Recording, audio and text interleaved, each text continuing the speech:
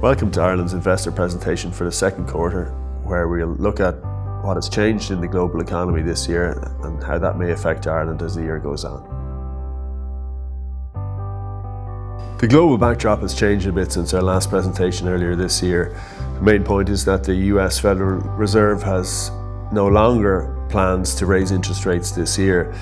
That means if we look at the bond market, the US yield curve actually inverted about a month ago, which typically is a warning sign of recession, but perhaps the Fed's U-turn has bought another year or two for this cycle.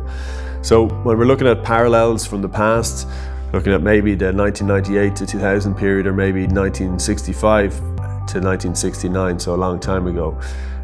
Possibly next time around, if the US Fed is forced to raise interest rates again, we may not get much warning before impending downturn. Elsewhere, China has been boosting its economy, and there are signs that that's having an impact. So we wouldn't be surprised to see the euro area pick up later this year. For Ireland, this means that even though we've gone through a little bit of a soft patch recently, we should see somewhat firmer growth as the year goes on. But even that needs to be put in context. So Ireland's tax revenue is still growing at about 5 to 6%.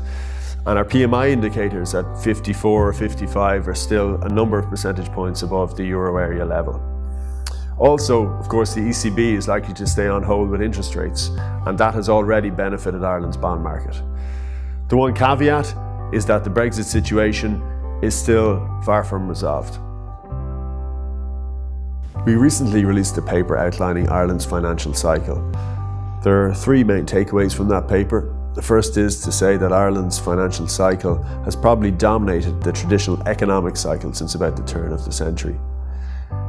That cycle, which is characterised by property prices and credit flows, is probably at around its midway point. But the US economy, which is crucial to Ireland, is perhaps more advanced in its own cycle. Nonetheless, Ireland's cycle is probably less threatening this time around than 10 or 12 years ago.